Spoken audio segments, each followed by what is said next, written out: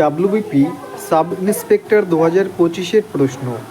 পরপর 10% ও 20% ছাড় মোট ছাড়ের সমতুল্য তা হলো, মানে পরপর 10% ও 20% ছাড় দেওয়াও যা, আর একবারে ছাড়টা দিলে কত হতে পারে সেটা।